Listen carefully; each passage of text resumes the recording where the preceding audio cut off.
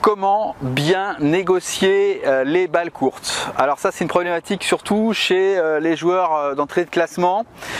Souvent ils obtiennent des balles courtes et derrière ils n'arrivent pas à les exploiter, voire ils font la faute.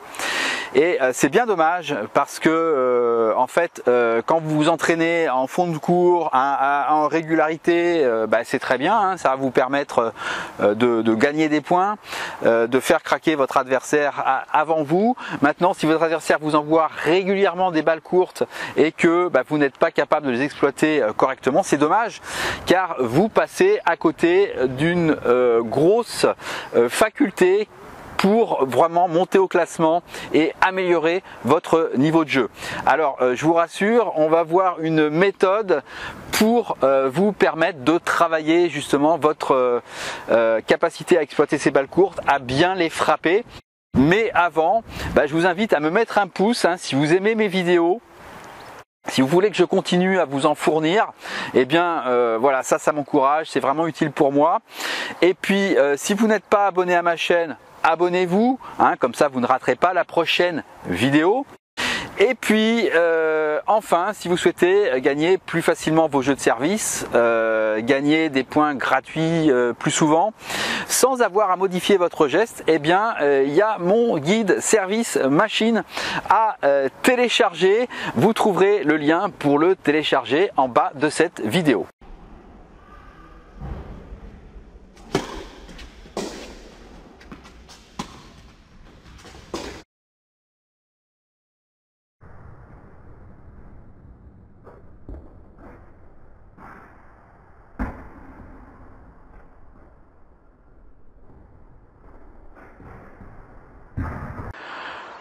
Trois rappels techniques sur les balles, comment jouer les balles mi-court. Je vais prendre l'exemple du coup droit. La première chose, c'est il va falloir que vous jouiez beaucoup avec vos jambes et que vous soyez très rigoureux au niveau du placement. Alors pourquoi je vous demande ça?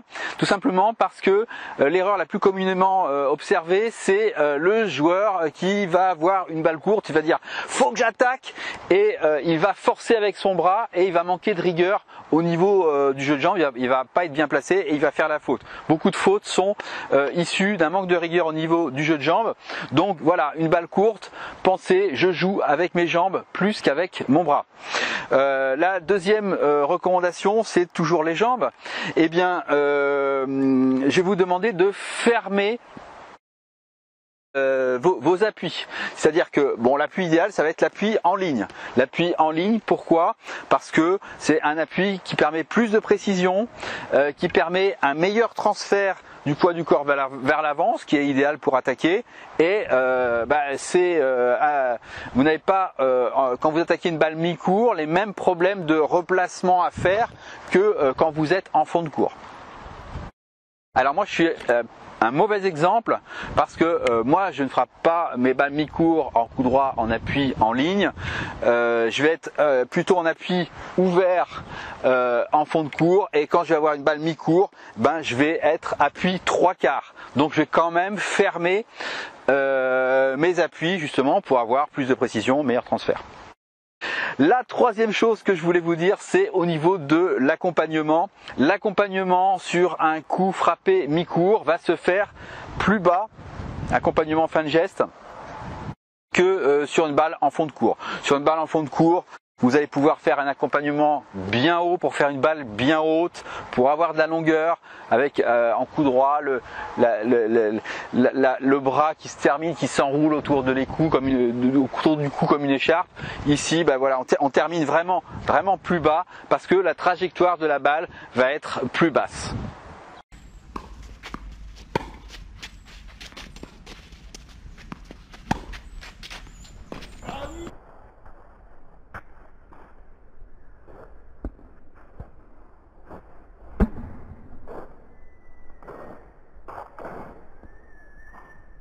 Alors quelle est la trajectoire d'une balle jouée mi-court? Alors on l'a vu, ça va être une trajectoire plus tendue. La balle va passer beaucoup moins haut au-dessus du filet. Tout simplement parce que la distance à parcourir est plus courte, hein, ce qui va vous permettre de surprendre votre adversaire, la balle va arriver vers lui plus vite.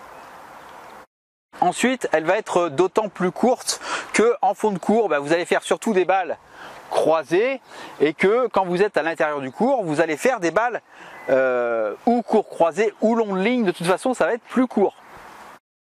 D'où effectivement l'obligation de jouer moins haut au-dessus du filet. Ensuite, au niveau de la puissance, qu'est-ce que ça va donner? Eh bien, contrairement à une idée reçue, une balle jouée mi-cours une balle d'attaque ne va pas être jouée avec une vitesse plus rapide qu'une balle jouée en fond de cours. Ça va souvent même être le contraire. Vous n'avez pas besoin de frapper fort. Ne risquez pas de mettre la balle trop longue ou dehors parce que vous voulez attaquer la balle. Le simple fait qu'il y ait moins de distance à parcourir à la balle, que votre adversaire va voir la balle arriver plus vite, eh bien, vous permet la possibilité de frapper la balle moins fort, ce que je vous encourage à faire pour justement privilégier la régularité et privilégier tout simplement le fait de mettre la balle dedans. Voilà, vous avez une balle mi-cours, vous mettez votre attaque dedans, c'est quand même mieux que si vous la mettiez dehors. Allez, on commence 0-2.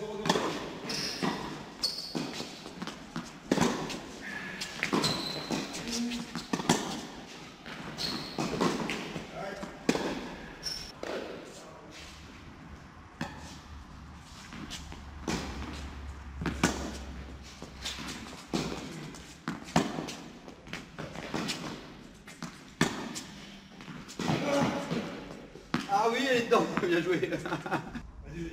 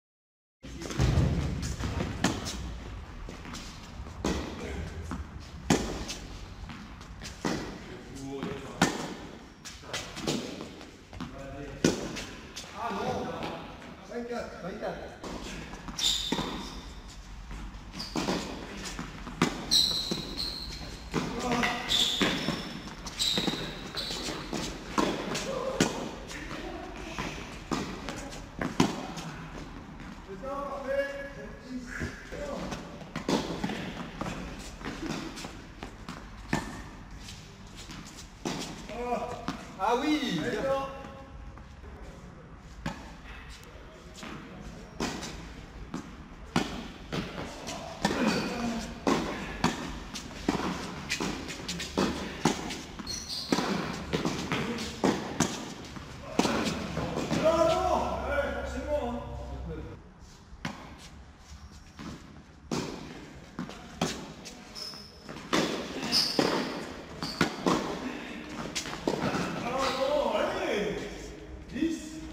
Exercice pratique. Alors, vous connaissez peut-être sûrement l'exercice du papillon.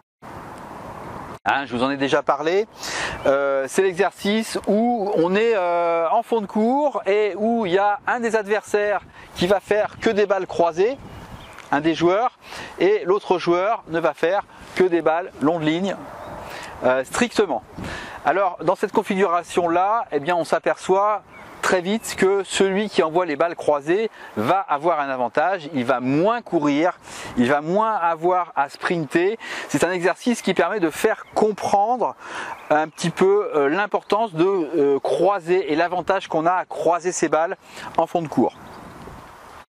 Ici, on va faire un papillon, seulement on ne va pas être dans le grand terrain, on va être dans le terrain des 18 mètres. Et donc là, il va y avoir une modification du rapport de force, puisque il va être moins avantageux de croiser la balle, et il va être plus avantageux, plus dangereux de faire des parallèles, hein, des longues lignes. Pourquoi? Parce que la balle va arriver un petit peu plus vite quand on fait un long de ligne au niveau de l'adversaire et que celui qui croise va être plus souvent débordé. Donc là, moi ce que je vous propose, c'est de faire un petit match. Donc celui qui croise engage à la cuillère et l'adversaire long de ligne, croisé, long de ligne, croisé, long de ligne, hein, vous connaissez le système. Le premier qui rate la balle perd le point et l'autre marque le point. Hein. Donc vous faites un match en 10 points par exemple, ça va assez vite. Parce que ça va être assez rythmé en fait. Hein. Et ce qui va être vraiment intéressant au niveau de la personne qui joue long de ligne, c'est que elle va avoir l'arbitrage à faire entre à chaque fois, est-ce que j'accélère pour déborder mon adversaire réellement ou est-ce que je remets pour ne pas faire la faute. Voilà, celui qui croise aussi, il y a un autre avantage, c'est qu'il va apprendre à faire des cours croisés, on va dire.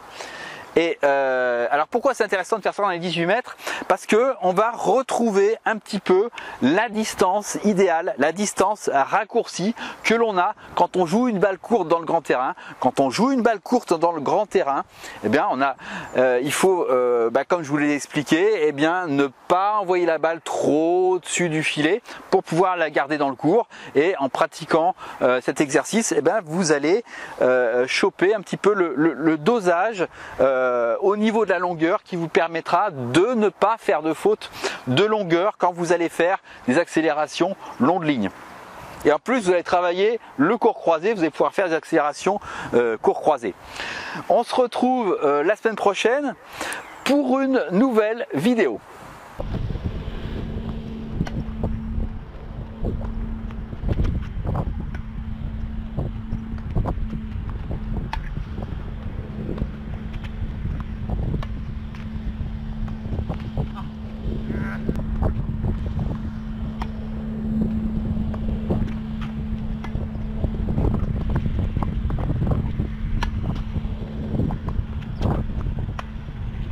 Ah non!